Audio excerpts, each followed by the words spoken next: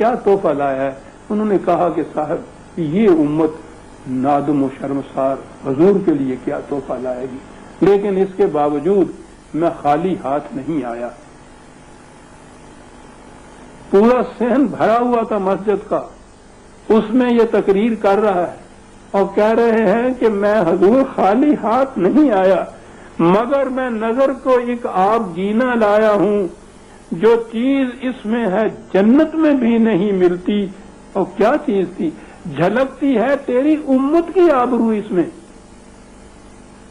تیری امت کی آبرو اس میں۔ کیا ہے اس میں؟ طرابلس کے شہیدوں کا ہے لہو اس میں۔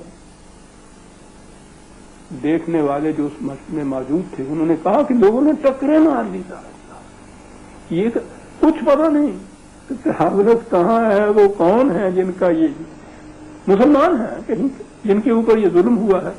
اور اس کے ساتھ میں نے عرض کیا ہے کہ اقبال یہ چیزیں جو تھا وہ دیتا چلا جاتا تھا۔ اسی جنگ کے اندر وہ فاطمہ بنت عبداللہ کا وہ نظم بھی موجود ہے، ایک بچی جو شہیدوں کو پانی پلاتے پلاتے خود شہید ہو گئی تھی، اس کے متعلق نظم موجود ہے۔ اس کے لیے بھی وہ یہ نہیں کہتا ہے کہ تو طرابلس کے ملک یا وہاں کی قوم کے لیے باعث فخر ہے، فاطمہ تو آبروئے امت مرحوم ہے۔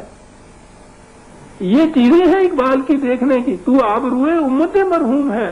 اور پھر ایسی چنگاری بھی یارب اپنی خاکستر میں تھی، وہ اپنی خاکستر اسے کہتا ہے۔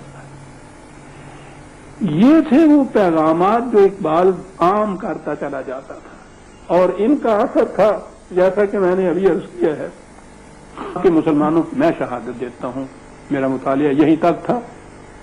اور بعیدہ سپاس گزاری ہوگا کہ یہ میں نہ عرض کروں کہ اس دور میں مولانا ابوالکلام آزاد مرحوم نے بھی اس باب میں بڑا پایا دیا۔ الحلال اس دور کا 11، 12، 13 کا آپ دیکھیے، اس میں بھی یہ جو تھا بین الملی تعلق مسلمان کا ترکوں کے ساتھ بالخصوص بڑی نمایاں حیثیت سے ادا کیا۔ وہ تو ہماری قوم کی بدبختی تھی کہ اس کے بعد وہ کہاں سے ابھرا اور کہاں کھٹ گیا۔ یہ دوسرا قصہ ہے۔ جنگ عظیم شروع ہوئی پہلی، تو اس میں بھی ترک انگریزوں کے خلاف تھا، جرمنی کے ساتھ تھا۔ مولانا محمد علی مرحوم انہوں نے اپنے کامریڈ کے اندر چوائس آف دی ٹرس کے عنوان سے جو مقالہ لکھا، کہتے ہیں کہ 3 دن 3 راتیں کمرے کے اندر بند رہا جب اس نے لکھا ہے، اور جب اس نے لکھا ہے تو ساری دنیا کے اندر تہلکہ مچ گیا تھا۔ اور پھر ظاہر ہے کہ اس کا انجام جو کچھ ہونا تھا وہ تو نظر آئے۔ لیکن یہ چیز کہ یہاں وہ اگر طرابلس میں ہے، یونان میں ہے، کسی جگہ بھی کسی مسلمان کے اوپر کوئی اگر آنچ آتی ہے، یہاں کا مسلمان تڑپ اٹھتا تھا، وہ ان لوگوں کے صدقے میں تھا جنہوں نے یہ کچھ کیا۔ پہلی جنگ عظیم کے بعد جب یہ ترکی کے حصے بکھرے انہوں نے کرنے شروع کیے تو خلافت موومنٹ چلی آپ احباب سے۔ میں خود ان تحریکوں کے اندر خود موجود تھا، لیکن اب جب میں اس کے بعد باہر سے کھڑا ہو کے دیکھتا ہوں تو میں دیکھتا ہوں کہ یہ چیزیں جو تھیں اس زمانے میں محض جذباتی تھیں۔ خلافت کیا تھی؟ خلیفۃ المسلمین نام تھا ترکی کے بادشاہ کا، مروسی بادشاہت جو چلی آ رہی تھی، اتنی سی ٹیریٹری تھی جس کے اوپر وہ حاکم رہ گئے ہوئے تھے، اتنی سی چیز جو تھی وہ جنگ میں شکست کھائی وہ ان یورپین قوتوں نے، اور خود وہ آپ کے یہاں کے مسلمانوں نے مل ملا کے اس کے ٹکڑے اکڑے کیے۔ اب یہ تھا کہ اس خلیفۃ المسلمین کو پھر بحال کیا جائے، یہ تھی آپ کے یہاں خلافت موومنٹ۔ والا سوچیے تو صحیح کہ اس میں تک تھی۔ ولایت تک کے لیے وفد لے کے گئے، اقبال نے اس کی مخالفت کی تھی، خلافت کی کرنے چلا ہے گدائی، لیکن اس خلافت موومنٹ کے اندر ہوا کیا؟ ہندو تو بڑا گھر واقعہ ہوا تھا، گاندھی نے اس کا فائدہ اٹھایا۔ وہ جو اس نے کہا کہ محمد علی شوکت علی میرے جیب میں ہے، تو خلافت موومنٹ میں اس نے اتحاد کا سبق دیا مسلمان اور ہندو۔ یہ جو جدا گانا تشخص کی ایک بات اقبال نے کہی تھی نا کہ الگ ہے مسلمان، اس نے اس خلافت موومنٹ کے ساتھ مل کے دونوں کو اکٹھا کر کے کانگریس اور خلافت کو مسلمانوں کو ان کے تشخص سے بیگانہ کر دیا۔ میں اس دور میں تھا، یہ جو اتحاد کا دور آیا ہوا تھا وہ واقعی اس دور میں ایسا تھا کہ ہندی ہے ہم وطن ہے، ہندوستان ہمارا، وہ بھول ہی گئے کہ مسلم ہے، یعنی یہ چیز ہندو اس سے فائدہ اٹھا گیا۔ یہ ذرا تھوڑی سی تھمی تھی یہ قیامت کہ ہجرت موومنٹ شروع کر دی. ہجرت موومنٹ آج بھی سوچئے کیا چیز تھی جناب. سلام دو ہم مسافروں کا کہ ہم تو کابل کو جا رہے ہیں. انہوں نے کابل والوں سے پوچھا, ان کے اپنے یہاں بیچاروں کے کچھ کھانے کو نہیں تھا. یہاں سے قافلہ در قافلہ چلے جا رہے ہیں. ہندو انکریج کر رہا ہے. ایک امرتسر ہمارے قریب تھا. امرتسر میں مسلمانوں کے پاس بڑی تجارت تھی. وہاں کے خواجگان جو تھے بڑے ہی مرفع الحال تھے, خاص طور پہ ریشم اور شالوں کا کام. یعنی ان لوگوں نے ہجرت کو جا رہے ہیں, دکان کھڑی کی کھڑی ہے, کہہ رہے ہیں کہ صاحب بولیے کتنے میں لیتے ہو. ہندو نے کہا 200 روپے میں, لائیے 200 روپیہ, اور لے چلے گئے بیگ بچا. کچھ راستے میں مر گئے, کچھ لوٹتے ہوئے ختم ہو گئے, واپس آئے تو کچھ بھی نہیں تھا یہاں باقی. لیکن یہ ہمارے ہاں کے اس زمانے کے جذباتی لیڈر جتنے بھی تھے, ایک ہنگامہ برپار تھا, ایک بگولے کا رقص تھا, بلا تعین منزل سفر ہو رہا تھا. حالت جذباتی چیزیں تھی. میں بھی اس دور میں اس میں تھا, ابھی اس زمانے میں اتنا ہوش نہیں تھا. لیکن یہ چیزیں جو تھیں بڑی غلط ہمارے ہاں کی موومنٹ ہوئی, اور یہ اللہ تعالیٰ کا احسان ہے کہ اس نے ایک لیڈر ہمیں بعد میں ایسا دے دیا کہ جو جذبات سے الگ ہٹ کر دلائل و براہین اور حقائق کی بنا پر جس نے سیاست کی, اور وہ قائد اعظم تھے. ان کے متعلق ان کا دور پھر آگے آئے گا.